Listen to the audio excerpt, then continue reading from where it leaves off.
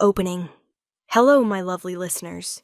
This is Luna, and welcome back to Luna's Romance Audiobooks, where sometimes the most dangerous deals lead to the greatest love stories. Today's tale is deliciously intense. It's about desperation meeting opportunity, about a deal that changes everything, and about a billionaire alpha who's used to getting exactly what he wants, until he meets the one woman who refuses to be bought. This is The Billionaire Alpha Makes Her a Deal She Can't Refuse. So settle in, maybe grab something refreshing, and let me tell you about a woman who thought she was making a business arrangement, and the alpha who had other plans entirely. Let's begin. Prologue, present day. I stared at the eviction notice in my trembling hands. 30 days. I had 30 days to come up with 3 months back rent plus penalties, or my mother and I would be on the street. Maya? My mother's weak voice came from the bedroom. Is everything all right? Everything's fine, Mom, I called back, forcing cheerfulness into my voice. Just some mail. I crumpled the notice and shoved it in my pocket before going to check on her. She looked so small in the bed, her once vibrant red hair now dull and thin from the chemotherapy. Stage 4, cancer. The doctors had given her 6 months. That was 8 months ago. She was a fighter, but fighters needed treatment, and treatment cost money I didn't have. Did you eat your breakfast? I asked, smoothing her blanket. Some of it. I'm not very hungry. Her green eyes, so like mine, studied my face. You look tired, sweetheart. Are you working too much? I'm fine, just busy. I kissed her forehead. Rest. I'll be back after my shift. 2 jobs, sometimes 3 when I could pick up extra hours, and still it wasn't enough. Medical bills piled up faster than I could pay them. Rent fell behind. Utilities threatened disconnection. I was drowning, and I didn't know how to save us. That evening I was waitressing at the Moonstone, an upscale restaurant where wolves with money came to see and be seen. My Omega status meant I'd never be more than service staff, but the tips were good when I smiled and stayed invisible. Table 12 needs attention, my manager said. VIP section, don't screw this up. I grabbed my notepad and headed to the private dining area, and stopped dead. The man at table 12 was devastating. Tall, powerfully built, with dark hair swept back from a face that could have been carved from granite. Sharp cheekbones, a strong jaw, and eyes the color of liquid mercury that tracked my movement with predatory intensity. An alpha. Not just any alpha. One who radiated power and wealth with every breath. Good evening, I said, proud my voice didn't shake. My name is Maya, and I'll be your server tonight. Can I start you with something to drink? Scotch. Macallan, 25. His voice was deep, commanding. Neat. Right away, sir. I turned to leave, but his voice stopped me. Wait. I turned back. Yes? He studied me with those unsettling mercury eyes. What's your name? Your full name? Maya Chen, sir. Chen. He said it like he was tasting it. You're Omega. It wasn't a question. Alphas could always tell. Yes, sir. How long have you worked here? The personal questions made me uncomfortable, but he was a VIP. I had to be polite. 6 months, sir. And before that? Various positions, retail mostly. Sir, I should get your drink. Sit down, Maya Chen. I can't. I'm working. I'll make it worth your while. Sit, please. The please surprised me. Alphas didn't usually bother with courtesy to Omegas. Reluctantly, I slid into the chair across from him. Do you know who I am? He asked. No, sir. Theron Knight, CEO of Knight Industries. My breath caught. Everyone knew Knight Industries. Tech empire, billions in revenue, one of the most powerful companies in the country. It's an honor to serve you, Mr. Knight. I'm going to make you an offer, Maya Chen. He leaned forward, his scent, sandalwood and something darker, wrapping around me. And I suggest you consider it very carefully. An offer? I need a wife, temporarily. 6 months, perhaps a year. In exchange, I'll pay you $5 million. The world stopped. What? $5 million. All you have to do is marry me, play the devoted wife in public, and keep your mouth shut about the arrangement. His mercury eyes were intense. "What do you say? This is insane. You don't even know me." "I know enough. You're Omega, which means you'll defer to me in public without causing scenes. You're beautiful, which will satisfy my board's expectations. And you're desperate, which means you'll accept my terms." The casual way he said it stung. "I'm not desperate. Your mother has stage 4 cancer. You work 3 jobs to pay her medical bills. You're 3 months behind on rent. You filed for bankruptcy protection last year." He recited the facts without emotion. "You are, by definition, desperate." Humiliation burned through me.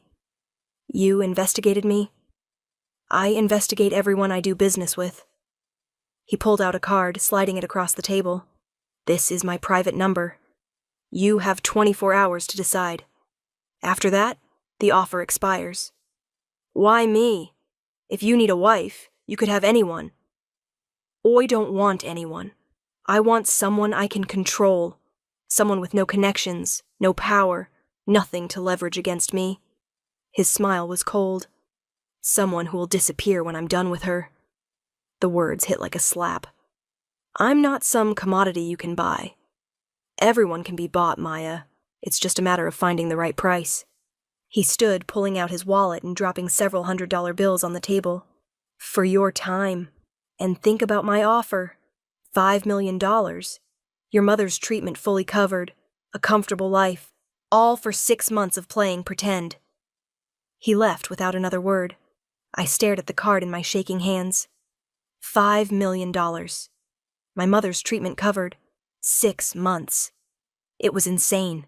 Impossible. Wrong in every way. But as I picked up another eviction notice that had been slipped under my apartment door that night, as I listened to my mother cough weakly in the next room, as I calculated exactly how long I could keep us afloat, 2 weeks, maybe 3, I realized I didn't have a choice. I was going to take Theron Knight's deal, and pray I didn't lose myself in the process. Chapter 1. I called the number the next morning. He answered on the first ring. "Maya Chen, I've been expecting your call." "I'll do it," I said without preamble. "But I have conditions." "I'm listening." "My mother's treatment gets handled first. Before I sign anything, I want confirmation that her medical bills are paid and her treatment is secured. Done. What else? After 6 months, you let me go. No strings, no complications." "Agreed. And nobody can know about this. If word gets out that our marriage is fake, it won't. I have a vested interest in maintaining the illusion." His voice was matter-of-fact. "Meet me at my office today at 2. My lawyers will have the contracts ready. I work, call in sick. This is more important." He paused. "Maya, you're making the right choice." "I hope so." The Knight Industries building was a gleaming tower of glass and steel in the heart of the financial district. I felt incredibly out of place in my thrift store dress and worn shoes as I entered the marble lobby. "I'm here to see Mr. Knight," I told the receptionist. She looked me up and down with barely concealed disdain. "Do you have an appointment?"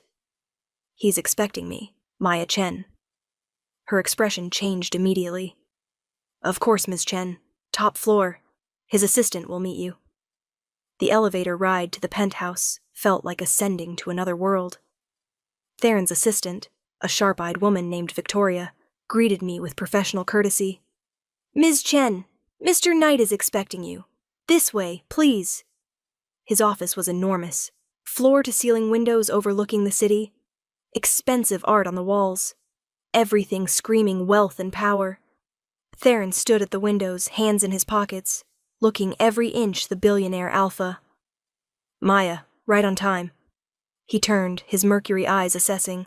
"Coffee?" "No, thank you." "Straight to business, then." "I like that." He gestured to a conference table where 3 lawyers sat with stacks of documents. "These are the contracts. Read them carefully. My lawyers will answer any questions." I spent 2 hours reading every word. The contract was thorough, exhaustive, and overwhelmingly in Theron's favor. "This says I can't date anyone for a year after the divorce," I said. Correct. To maintain the illusion that our marriage was real. And I have to attend all social functions with you. As my wife should. And I can't speak to the media without your approval. Also correct. I set down the contract. This is very controlling. This is protecting my interests. And yours. He leaned back. Sign it, Maya. Or walk away. But if you walk, the offer doesn't come back. I thought about my mother, about the medical bills, about the eviction notice. I signed. All of them. Page after page after page. When it was done, Theron dismissed the lawyers and pulled out another document. Your mother's treatment is confirmed. Memorial Hospital, best oncology team in the country, all expenses covered. He slid it across. As promised.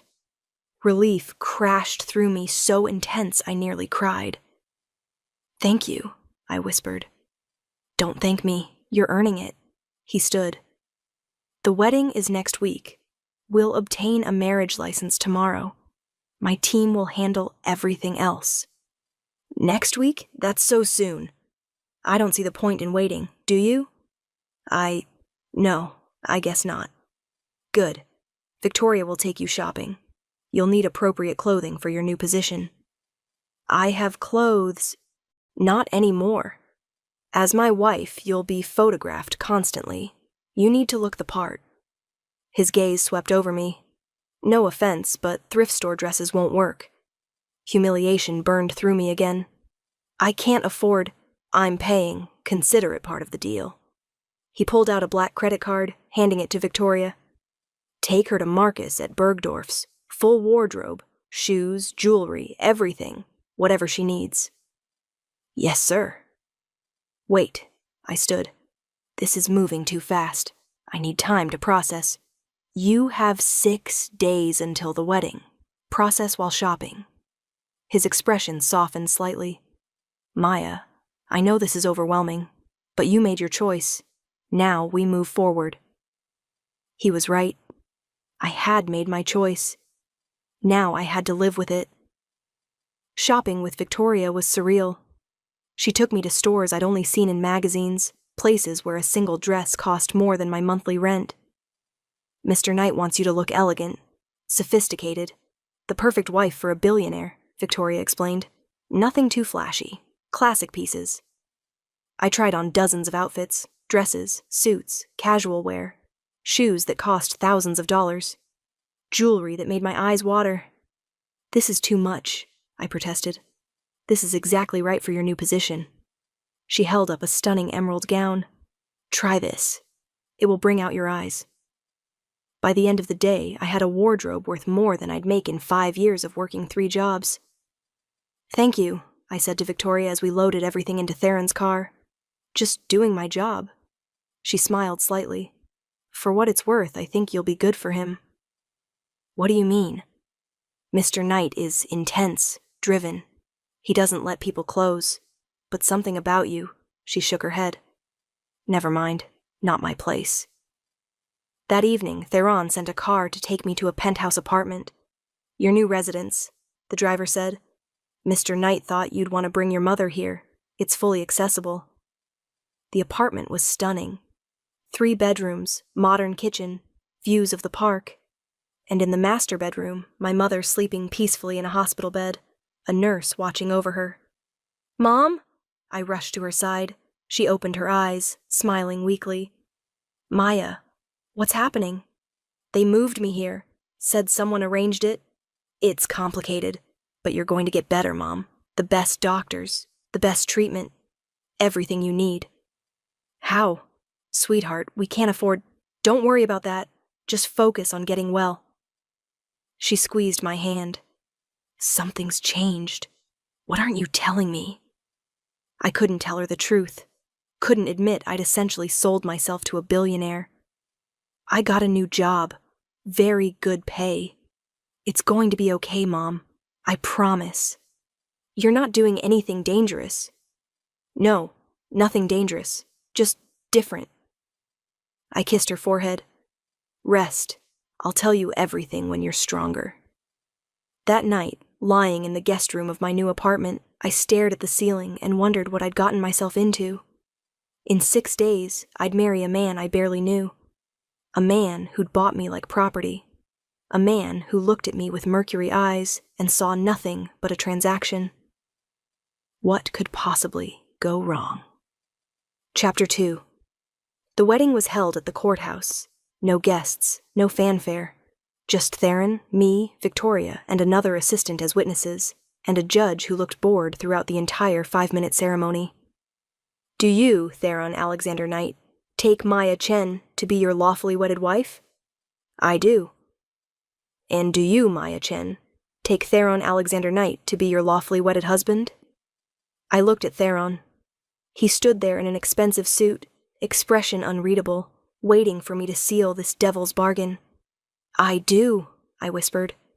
Then by the power vested in me, I now pronounce you husband and wife. You may kiss the bride. Theron stepped forward. His hand cupped my face, the first time he'd touched me beyond a handshake, and he kissed me.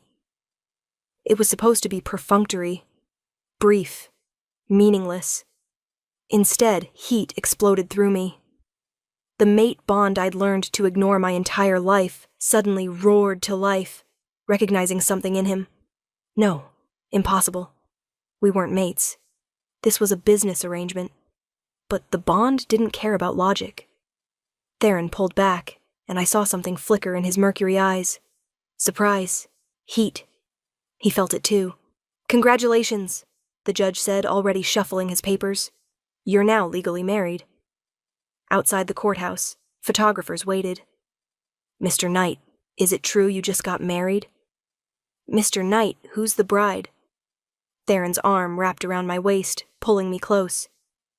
Gentlemen, I'd like you to meet my wife, Maya Knight. We're very happy, and request privacy during this special time. He guided me to the waiting car, shielding me from the cameras. Once inside, he immediately released me, putting distance between us. That went well, he said coolly, all business again. The photographers. You knew they'd be there. Of course. I made sure of it. The announcement needed to be public.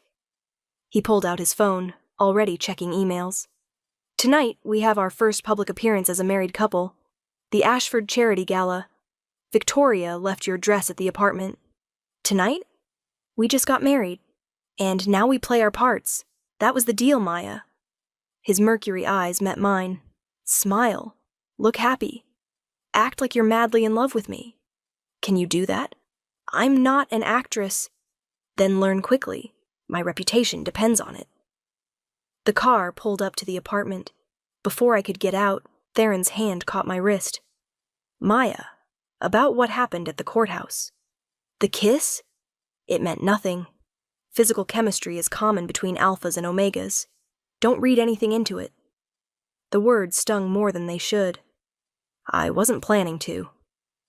Good. Keep things professional, and this arrangement will work perfectly. He released me and left without another word. The gala dress was stunning. A floor-length gown in deep burgundy that clung to my curves before flowing to the floor. Victoria had also left a team.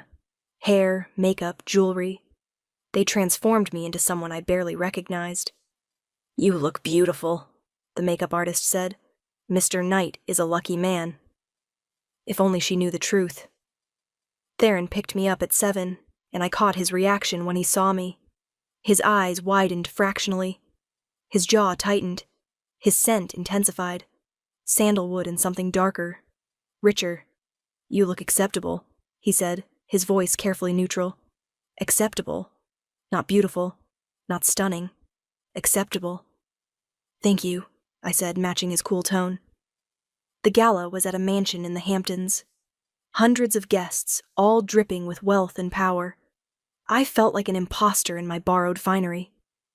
Stay close, Theron murmured as we entered. Smile. Touch me occasionally. My arm, my hand. Look at me like you adore me. How do I do that when I barely know you? Figure it out. You're being paid enough. His casual cruelty made my chest ache, but I pasted on a smile and played my part. Theron, congratulations. A silver-haired alpha approached. "I heard you'd married. This must be your bride." "Marcus, this is my wife, Maya. Darling, Marcus Ashford, our host tonight." "It's lovely to meet you," I said, extending my hand. Marcus kissed it, his eyes twinkling. "The pleasure is mine." "How did you two meet?" I froze. We hadn't discussed this. "At the Moonstone," Theron said smoothly, his arm sliding around my waist. "I went there for dinner, saw Maya serving tables, and I couldn't look away. I pursued her relentlessly until she agreed to a date. Love at first sight?" Marcus smiled. "How romantic." "Very," Theron agreed. "Wasn't it, darling?" His mercury eyes challenged me to contradict him. "It was unexpected," I said carefully.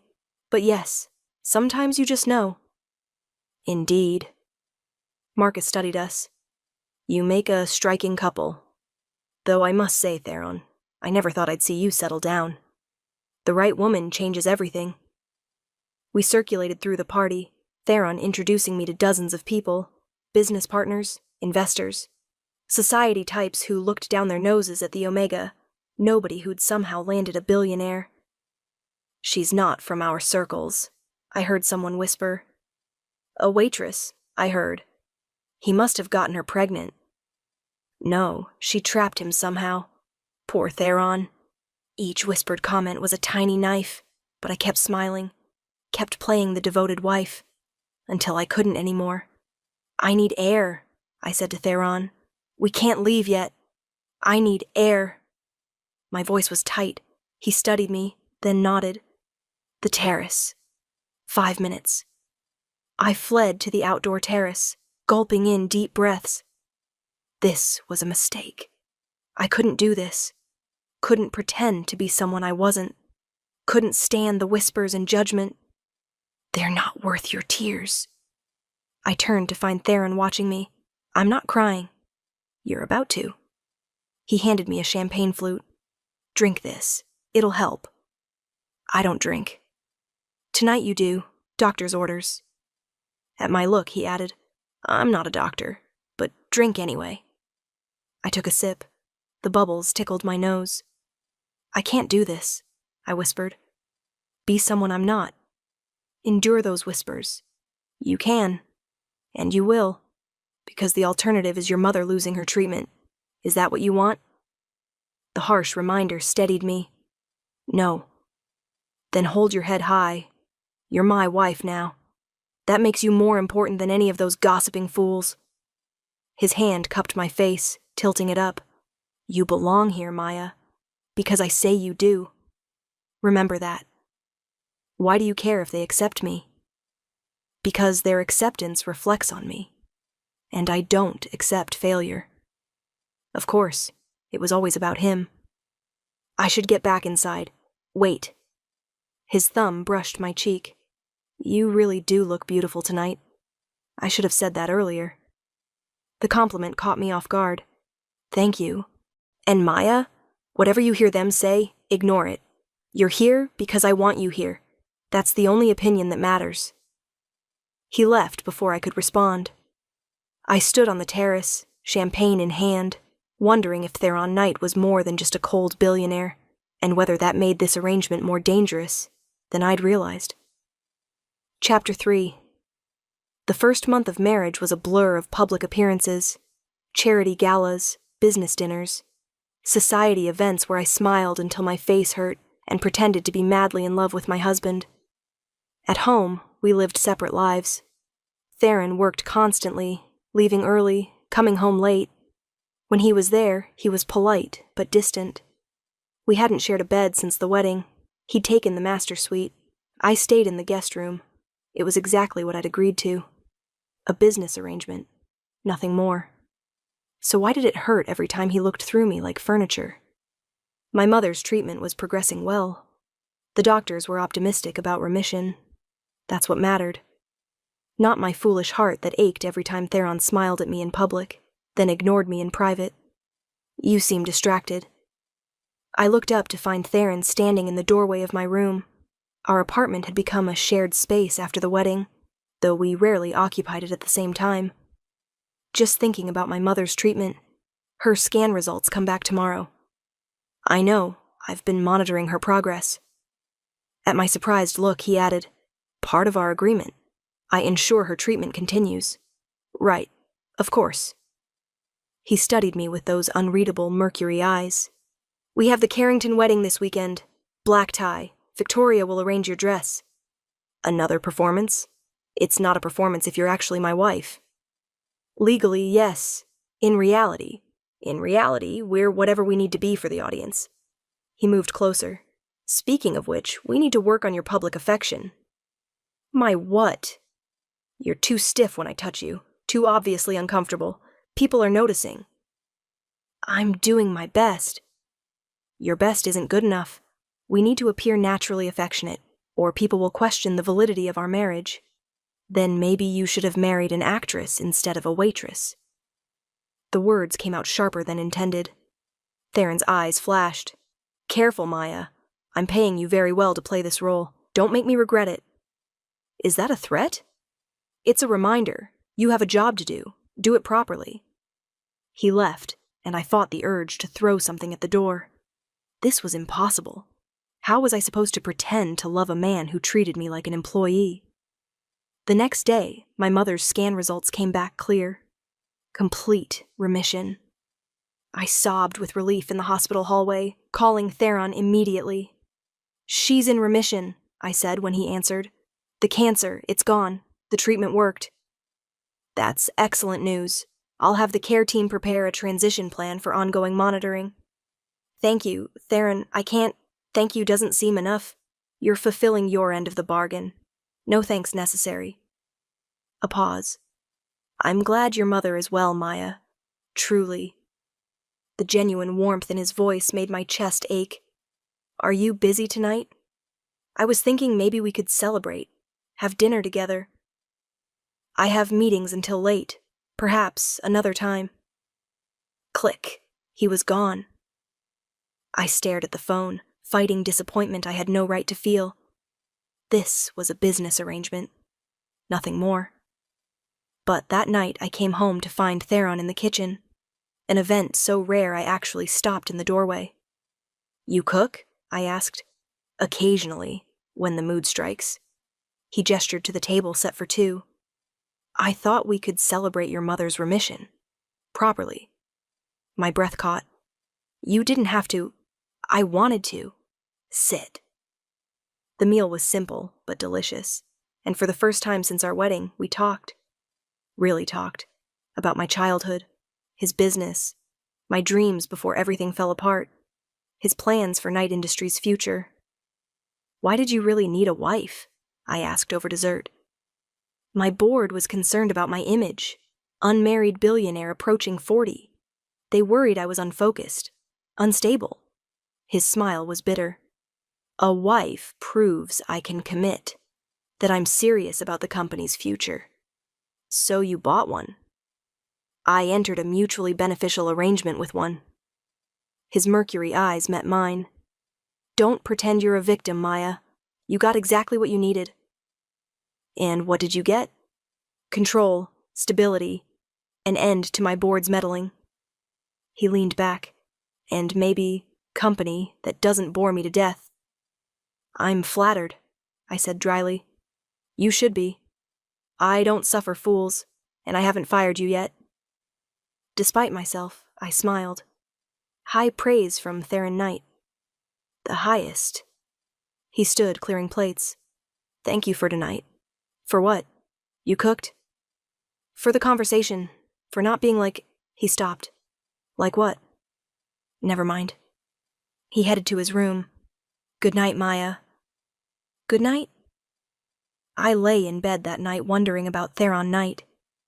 The cold billionaire who'd bought a wife, but who also monitored my mother's treatment personally, who cooked dinner to celebrate good news, who admitted he enjoyed my company. Maybe there was more to him than I'd thought. And maybe that made this arrangement even more dangerous to my heart. Chapter 4. 3 months into the arrangement, things shifted. Theron started coming home earlier, joining me for dinner regularly, actually talking instead of just issuing instructions. "Tell me about your day," he'd say. "Not very interesting. Visited my mom, read, went shopping with Victoria. What did you read?" And we'd discuss books, art, philosophy, everything and nothing. I found myself looking forward to these evenings, to his dry wit and sharp intelligence, to the rare smiles that transformed his face. The public appearances became easier too, because the affection we displayed wasn't entirely fake anymore. When Theron's hand settled on my waist, I leaned into him naturally. When he smiled at me across crowded rooms, I smiled back genuinely. When he kissed me for the cameras, it felt less like performance and more like something else, something dangerous. "You're getting good at this," Theron observed one evening after a particularly successful charity gala. "Practice makes perfect. Or maybe it's not practice anymore." His mercury eyes were intense. "Maybe it's become real." My breath caught. "Theron, don't say it's just for show. I can feel the bond, Maya. The mate bond. It's been there since our wedding." "That's impossible. Mate bonds don't form in arranged marriages." "They do when the goddess wills it." He moved closer. "I've been trying to ignore it. Trying to keep this professional. But I can't anymore." "What are you saying?" "I'm saying I want this to be real. Want you to be my wife in truth, not just on paper." His hand cupped my face. "I'm saying I'm falling for you, Maya Chen, and I think you feel it too." I did. God help me, I did. This wasn't part of the deal. Fuck the deal. I want more than a business arrangement. I want you.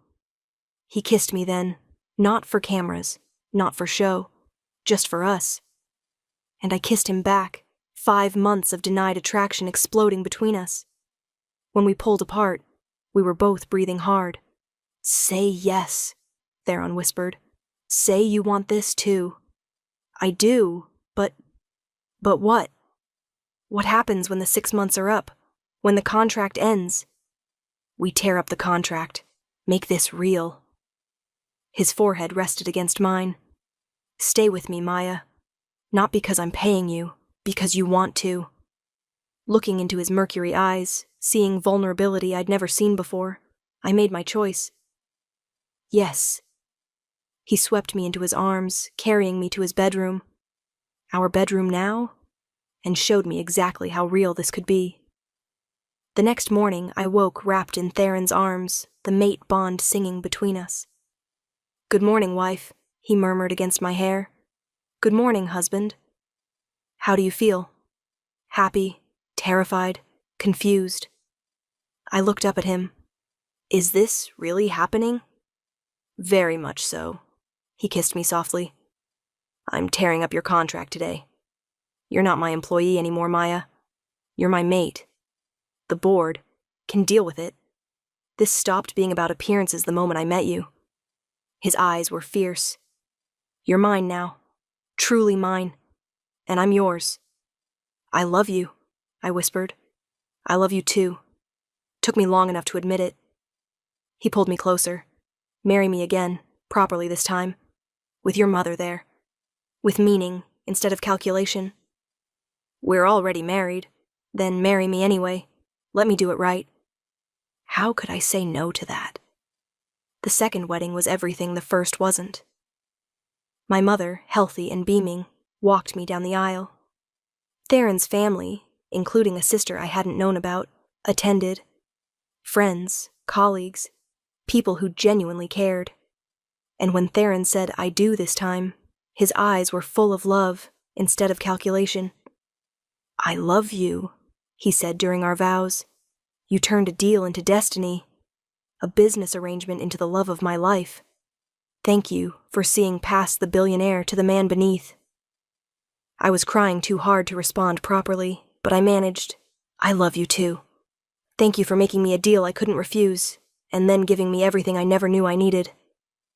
Our kiss was met with applause and cheers, and as we walked back down the aisle, hand in hand, I marveled at how my life had changed. 6 months ago, I was a desperate Omega with impossible choices. Now I was married to a billionaire alpha who loved me. The deal we'd made had changed both our lives, and I'd never been more grateful for a bargain I'd thought I couldn't refuse. 2 years later, I stood in the nursery, rocking our 6-month-old daughter Lily while watching Theron assemble yet another toy through the baby monitor. "You spoil her," I called through the intercom. "She's perfect. Perfect babies deserve spoiling," he called back. Our journey from business arrangement to genuine love had been unexpected. Beautiful. Perfect. The $5 million sat untouched in an account. Theron's wedding gift, though I'd told him I didn't need it anymore. Keep it. Start that charity you've been dreaming about. Help other Omegas in desperate situations. So I had. The Maya Knight Foundation for Omega Support provided medical care, job training, and emergency assistance to Omegas in crisis. Every Omega I helped was another deal they didn't have to make out of desperation.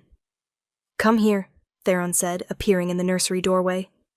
I settled Lily in her crib and went to him. "What's wrong?" "Nothing. Everything's perfect. I just wanted to hold you." His arms wrapped around me. "Do you ever regret it? Taking my deal?" "Never." "Do you regret making it?" "Only that I didn't make it sooner. That I didn't find you years ago. We found each other exactly when we were supposed to." I looked up at him. "And I got so much more than $5 million. What did you get?" "A husband who loves me, a family, a purpose." I touched his face. "Everything." He kissed me deeply. "I'm the one who got everything.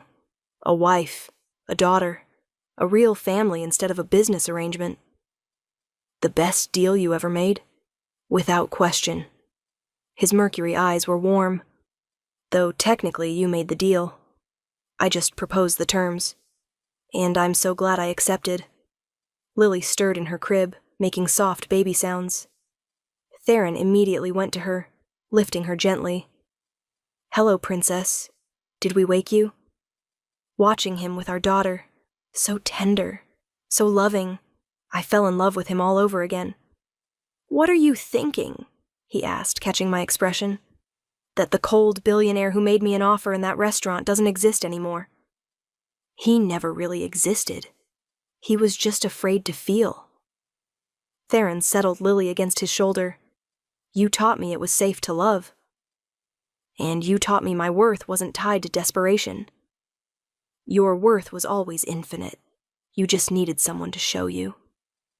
We stood together in the nursery, our daughter between us, and I marveled at how far we'd come. From a desperate deal to desperate love. From pretending to be married to actually building a life together. From strangers to soulmates. "Thank you," I whispered. "For what?" "For making me a deal I couldn't refuse." "Thank you for accepting it." He kissed me softly. "Best business decision I ever made." It stopped being business pretty quickly. The moment I saw you, if I'm honest. His smile was warm. "I just needed time to admit it. You're admitting a lot of things lately. Love makes you honest." He shifted Lily to one arm so he could pull me close with the other. "I love you, Maya Knight. My wife. My mate. My everything. I love you, too. Forever." As we stood together, our family complete, I sent up a silent prayer of gratitude for the desperation that had led me to that restaurant, for the billionaire alpha who'd made an outrageous offer, for the courage to accept it, and for the love that had grown from such unlikely beginnings. Sometimes the deals we can't refuse turn out to be the greatest blessings of our lives. I was living proof. Chapter 5. 5 years after the deal, the Knight Foundation Gala was in full swing, our biggest fundraiser yet, with over 1,000 guests and millions of dollars pledged to help Omegas in crisis. "Look at what you've built," Theron said, pulling me close as we watched the donation counter climb higher. 5 years ago, you were serving tables. Now you're changing lives." "We're changing lives," I corrected. "This wouldn't exist without your support." "I just provided capital. You provided vision, heart, everything that matters." Lily, now 5 years old, tugged on my dress. "Mama, when can we go home?" My feet hurt. I looked down at our daughter in her princess dress and heels she'd insisted on wearing. "Soon, sweetheart. Just a little longer." "Want me to take her to the lounge?" Theron offered. "Let her rest while you finish here?" "You don't mind?" "Spending time with my favorite girl? Never." He scooped Lily up. "Come on, princess. Let's find some cookies." "Daddy, you're not supposed to give me sugar before bed. What Mama doesn't know won't hurt her." "I can hear you," I called after them. Their laughter made my heart full. An Omega approached me hesitantly. "Luna Knight? I'm Sarah. I wanted to thank you." "What for?" "6 months ago, I was where you were. Desperate. Drowning in medical bills for my sick son. The foundation paid for his treatment. He's in remission now." Tears filled her eyes. "You saved his life. You saved mine." I hugged her, my own eyes wet. "I'm so glad we could help." "How did you do it? Build all this from nothing?" "I had help, and I had motivation. I remembered what it felt like to be desperate, to have nowhere to turn." I smiled. "And I married someone who believed in me. The Alpha King. Everyone knows your story. The whirlwind romance, the surprise wedding. It's like a fairy tale. If only she knew the whole truth." "It wasn't always easy," I said carefully, "but we made it work. Love has a way of finding you when you least expect it." After Sarah left, Victoria appeared at my elbow. "The final count is in. You've raised $20 million tonight." $20 million? I could barely comprehend it. 20 million. Enough to help thousands of Omegas over the next year. Victoria smiled. "You should be proud, Maya. You've come so far." I found Theron in the lounge, Lily asleep in his arms, cookie crumbs on her dress. "She made it exactly 5 minutes before passing out," he said softly. "You gave her sugar, didn't you?" "Just a little. Maybe a lot. She's very persuasive." He stood carefully, keeping Lily comfortable. "Ready to go home?" "More than ready." In the car, with Lily buckled safely in her seat and Theron's hand in mine, I reflected on the past 5 years. "Do you ever regret it?" I asked quietly. "Making that deal? Changing your whole life?" "Never. Not once." His mercury eyes were warm in the dim light. "That deal brought me everything I didn't know I needed. You, Lily, a real family. Actual happiness instead of just success. Your board must be pleased. The stock price has tripled since we married." "Because I'm happy, focused, not angry at the world anymore." He brought my hand to his lips. "You made me better, Maya. In every way that matters. You made me believe I deserved better. That I wasn't just a desperate Omega with no options. You were never just anything. You were always extraordinary. You just needed someone to see it." At home, Theron carried Lily to her room while I changed into comfortable clothes. When he returned, he pulled me into his arms. "I have something for you." "It's not my birthday." "I don't need a reason to give my wife gifts." He handed me a small box. Inside was a key. "What's this?" "The building on 5th Avenue, the one you've been eyeing for the Foundation's new headquarters." His smile was soft. "It's yours. Renovations start next month. Theron, that building is worth less than your worth, less than what you've built, less than what you mean to me." He pulled me closer. "I love you, Maya. Let me spoil you occasionally. You spoil me constantly. Not enough. Never enough."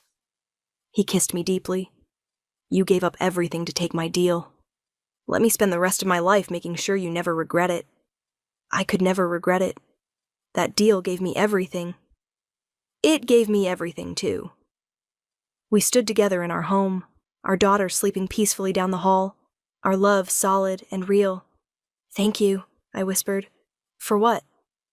"For being arrogant enough to think you could buy a wife, and humble enough to actually fall in love with her." He laughed. When you put it that way, I sound like an idiot. You were, but you're my idiot now. Forever, he agreed. Forever. Chapter 6. 7 years after the deal, the twins were born on a Tuesday. I'd been planning to work a full day at the foundation. We had a major grant application due, but the twins had other ideas. Theron, I said calmly, though panic was definitely setting in. My water just broke. He dropped his coffee mug. It shattered on the marble floor. Now? But you're not due for 2 more weeks. Tell that to the babies. I gripped the counter. We need to go, now. Right, yes, hospital. He pulled out his phone. I'll call the driver. There's no time, you're driving. I can't drive, I'm too nervous. Theron, drive, now. He drove, badly, but we made it to the hospital in one piece. 7 hours later, our sons were born. 2 boys, the doctor announced. Congratulations. Theron stood between them, one hand on each incubator, tears streaming down his face. They're perfect, he whispered. Maya, they're perfect. I know, we made them. We made them, he echoed in wonder. Lily, now 7, was thrilled to be a big sister. Can I hold them? Please, please, please? Gently, I instructed as she carefully held first one twin, then the other. I'm going to teach them everything, she declared. How to read, how to play, how to get extra cookies from Daddy. That last one they don't need to learn, Theron said, but he was grinning. We named them Alexander and Sebastian, strong names for what I knew would be strong boys. 3 children, Theron said that night as we watched them sleep in the nursery. Our family is complete. Unless you want more, 3 is perfect, though I'd have a dozen with you if you wanted. 3 is plenty. I leaned against him. Remember when this was all just a business deal? When we barely knew each other? I try not to remember. That version of me was an idiot. That version of you made a deal that changed both our lives. True. He pulled me closer. Best gamble I ever took. It wasn't a gamble. You investigated me thoroughly. You knew exactly what you were getting. I knew your circumstances. I didn't know you'd steal my heart. His kiss was soft. I didn't know I'd fall so completely in love that I couldn't imagine life without you. Good thing you don't have to. Very good thing. The years passed in a blur of joy. Lily grew into a confident, brilliant girl who wanted to take over Night Industries someday. Or maybe the foundation, she'd say. I haven't decided yet. Can I run both? You can do anything you set your mind to, Theron told her. The twins were handfuls, energetic, mischievous, constantly getting into trouble. They're definitely yours, I told Theron after finding them covered in paint they'd borrowed from the art room. They're perfect angels who happen to be creatively inclined. They painted the cat. The cat looks very artistic. My mother lived with us now, healthy and happy, spoiling her grandchildren shamelessly. You found a good one, she told me often. I was worried when you said you were getting married so suddenly. But Theron, he loves you with his whole heart. I love him too. More every day. The foundation grew beyond anything I'd imagined. 15 centers across the country. Thousands of Omegas helped every year. Lives changed. Families saved. All because a desperate Omega had accepted a billionaire's deal. One evening, Theron found me in my office at home, staring at an old photograph. What's that? The eviction notice, from 10 years ago. The one that started everything. I looked up at him. I kept it, to remind me where I came from. You came from strength, from love for your mother, from courage to do whatever it took. He sat beside me. That's not something to overcome, Maya. That's something to be proud of. I am proud. Of surviving. Of building something from nothing. Of having the courage to say yes to your insane proposal. It wasn't insane. It was brilliant. His smile was warm. I got exactly what I needed. A wife to satisfy your board? No, though that was a nice side benefit. He pulled me into his lap. I got you, the love of my life, my best friend, my partner in everything. You got all that for $5 million. Not a bad investment. I'd have paid $50 million, $100, whatever it took. His eyes were serious. You're priceless, Maya. Always were. I just recognized it faster than you did. You saw potential where I saw desperation. I saw strength where you saw weakness. Love where you saw transaction. A future where you saw survival. He kissed me softly. And I was right. Look at what we built. I looked around our home, heard our children's laughter from upstairs, felt my mother's presence in the kitchen, baking cookies, saw the life we'd created together. We built everything, I agreed, and we're just getting started. Epilogue. 10 years after the deal, the anniversary party was Theron's idea. 10 years since you walked into the Moonstone and changed my life. We should celebrate. You walked into the Moonstone. I was just working. Semantics. The point is, it's been 10 incredible years. Let me throw you a party. So he did. A massive celebration at our estate. Friends, family, foundation supporters. Everyone who'd been part of our journey. Speech, someone called out. Theron stood, pulling me up with him. 10 years ago, I made a business deal. I needed a wife for appearance's sake. I found Maya Chen, a struggling Omega working 3 jobs to save her mother. He looked at me, his mercury eyes warm. I thought I was buying 6 months of her time. What I got was a lifetime of love. The crowd applauded. Maya, you took a desperate gamble on a controlling billionaire who didn't know how to feel. You taught me that love isn't a transaction. That partnership isn't about control. That family is everything I'd been missing. His voice grew thick. You saved me in ways I didn't know I needed saving. Thank you. I was crying. Of course I was crying. My turn, I said, wiping my eyes. 10 years ago I was desperate, drowning, out of options. A man offered me $5 million to be his wife for 6 months. It seemed like a devil's bargain, a deal I'd regret. I smiled at Theron. Instead, it was the best decision I ever made. That deal gave me everything: a husband who loves me, 3 beautiful children, a mother in remission, a foundation that changes lives. But most importantly, it taught me that sometimes the deals we can't refuse are actually blessings in disguise. More applause.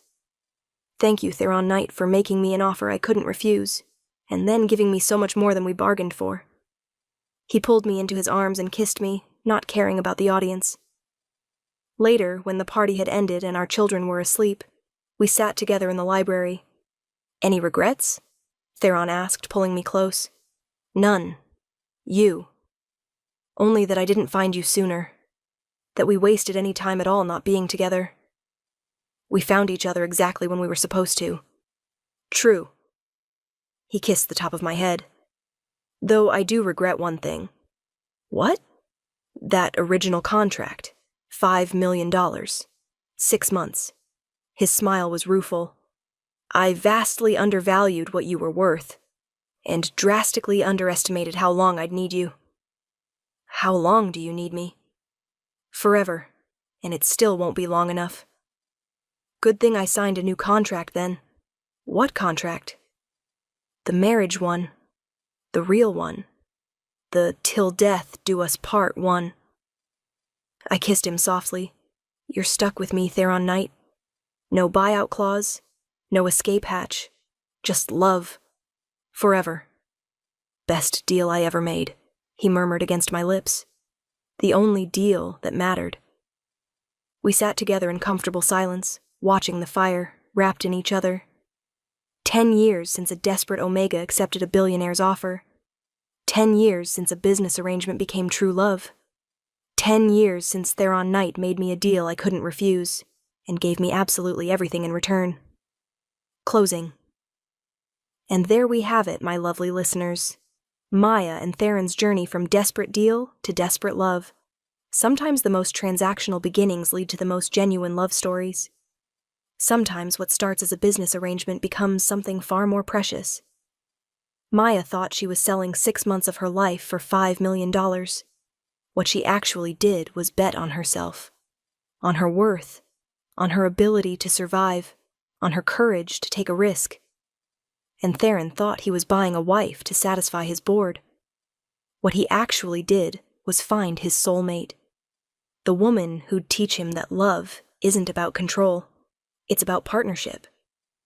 Their story reminds us that sometimes we have to make impossible choices, take desperate gambles, accept deals that seem too good to be true, because sometimes those deals change everything. Sometimes the offers we can't refuse are actually the blessings we didn't know we needed. If you loved Maya and Theron's story, please hit that like button and leave a comment. What was your favorite moment? The first meeting? The real wedding? That beautiful epilogue with their 3 children? I want to hear from you. And here's a tantalizing preview of our next tale. The Alpha King's Chi Yue wife. 3 years of marriage, he never knew she was his fated mate. Oh yes, darlings. We're diving into hidden identity romance with a twist that'll make your heart race. What happens when the contract wife he's ignored for years is actually his destined mate? Until then, this is Luna, reminding you that sometimes the deals we can't refuse are actually destiny in disguise. Trust the journey, take the risk, accept the deal. You never know what blessings might be waiting on the other side. Sweet dreams and deal-making love, my darlings.